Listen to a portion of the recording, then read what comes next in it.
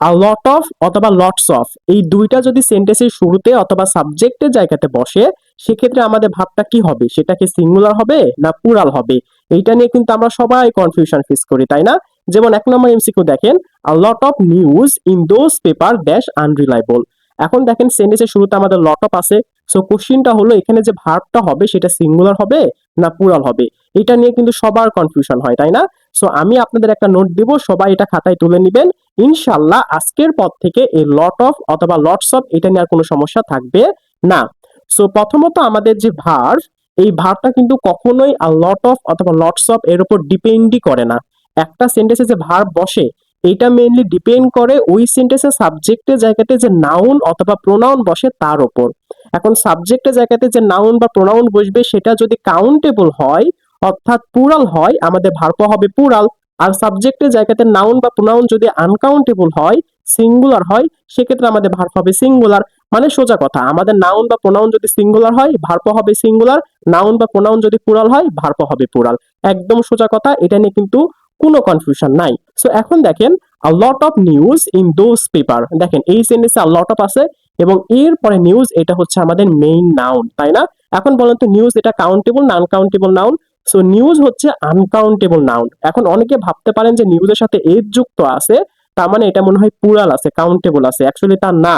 এই যে নিউজ দেখতেছেন, নিউজের বানানই কিন্তু এস, এটা মানে এন ই ডাব্লিউ এস, এটাই কিন্তু বানান, এখানে কিন্তু আলাদাভাবে যুক্ত নাই। যেহেতু এখানে নিউজ আলাদাভাবে যুক্ত নাই, তার মানে এটা হচ্ছে আমাদের সিঙ্গুলার আনকাউন্টেবল নাউন, তাই না? এখন আনকাউন্টেবল নাউন কি ভার্ব নাই? সিঙ্গুলার ভার্ব নাই। আমি তো আগেই বলেছি আমাদের নাউন যদি সিঙ্গুলার হয় ভার্ব হবে সিঙ্গুলার। যেহেতু আমাদের নাউন সিঙ্গুলার, ভার্ব হবে সিঙ্গুলার। এখন দেখেন তো ৪টা অপশনের মধ্যে সিঙ্গুলার ভার্ব কয়টা দেখেন। আর হচ্ছে প্লুরাল, এটা আমাদের উত্তর হবে না। অয়ার প্লুরাল, এটাও হবে না। বি হবে না, বিং হবে না। দেখেন ইজ, এটা আমাদের মোস্ট অ্যাপ্রোপ্রিয়েট অ্যান্সার। একদম সোজা।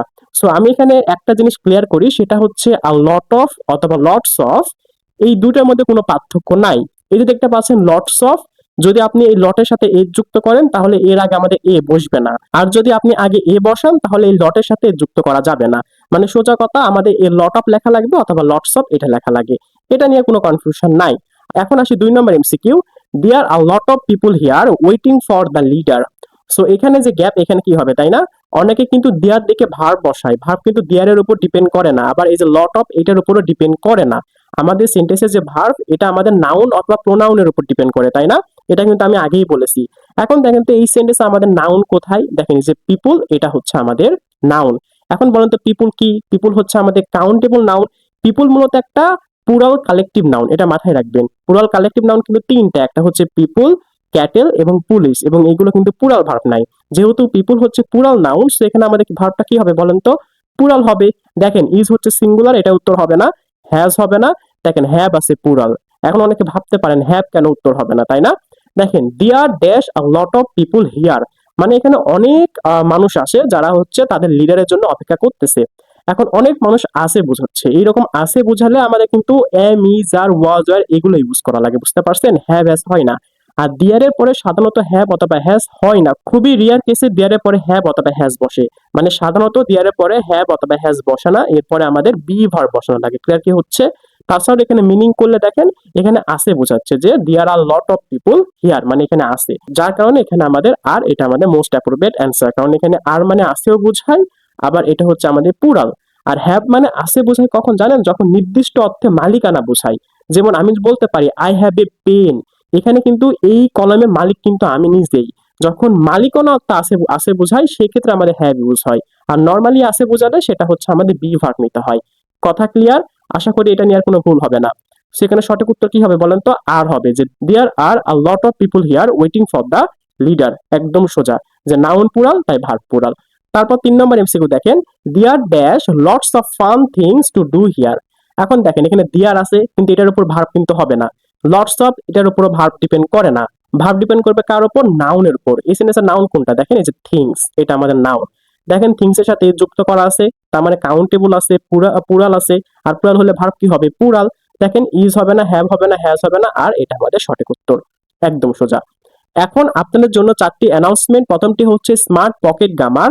আমি মূলত মাস্টার বইয়ের প্রায় 95% গ্রামার রুল টপিক ওয়াইজ সুন্দর করে সাজিয়ে ছোট্ট একটি নোট তৈরি করেছে, যার নাম হচ্ছে স্মার্ট পকেট গ্রামার। এটা পেজ সংখ্যা মাত্র 29। তবে এই 29 পেজের মধ্যে পুরো মাস্টার বইয়ে প্রায় সকল গামা রুল দেওয়া আছে।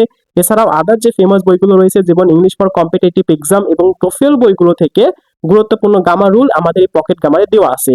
এবং আমাদের এই পকেট গামারের সবচেয়ে স্মার্ট ফিচার হচ্ছে আমাদের প্রত্যেকটা রুলের নিচে আমাদের ক্লাস ভিডিও লিংক করে দেওয়া আছে। অর্থাৎ আপনি যদি কোনো রুল বুঝতে না পারেন তাহলে আমাদের ক্লাস ভিডিও দেখতে পারবেন এবং সবকিছু ক্লিয়ার করতে পারবেন। এবং এটা কিন্তু পিডিএফ ফাইল পাবেন। 2 নাম্বার হচ্ছে আমাদের এক্সাম ব্যাচে ভর্তি চলতেছে এবং আমাদের এক্সাম ব্যাচের মেইন টার্গেট হচ্ছে পুরো মাস্টার বইকে কমপ্লিট করা। এবং আমাদের এক্সাম ব্যাচে ভর্তি হলে যে স্মার্ট পকেট গামা এটা কিন্তু ফ্রিতে পেয়ে যাবেন। 3 নম্বর হচ্ছে আমাদের লাইফ টাইম ইংলিশ কোর্সে ভর্তি চলতেছে এবং এই কোর্সে আপনি যদি একবার ভর্তি হন তাহলে আপনি সারা জীবন ক্লাস করতে পারবেন। অর্থাৎ আপনি একবার ভর্তি হবেন, পরবর্তীতে যতগুলো কোর্স লঞ্চ করা হবে প্রত্যেকটা কোর্সে আপনি অ্যাক্সেস পেয়ে যাবেন। এবং এই কোর্সে ভর্তি হলে যে স্মার্ট পকেট গামার এবং এক্সাম ব্যাচ দুইটাই ফ্রিতে পেয়ে যাচ্ছেন। 4 নম্বর হচ্ছে রিস্টার্ট ব্যাচ। এই ব্যাচটি মূলত আপনারা যারা ইউনিভার্সিটি অ্যাডমিশন দিবেন তাদের জন্য। এবং এই ব্যাচে ভর্তি হলে স্মার্ট পকেট গামার এবং এক্সাম ব্যাচ দুইটা ফ্রিতে পেয়ে যাচ্ছেন। এখন আপনি যদি এই 4টার মধ্যে একটাও নিতে চান তাহলে অবশ্যই আমাদের সাথে যোগাযোগ করবেন, অর্থাৎ আমাদের পেজে মেসেজ করবেন অথবা আমাদের হোয়াটসঅ্যাপে মেসেজ করতে পারেন। আমাদের হোয়াটসঅ্যাপ নাম্বারটি হচ্ছে 01737546127। আর তারপর 4 number MCQ, there dash a lot of bad people in the world. So এখানে 4টা অপশন দেখতে পাচ্ছেন, কোনটা উত্তর হবে? Are, has, is, be. এটা আপনারা কমেন্টে জানাবেন, এটা আপনাদের জন্য হোমওয়ার্ক।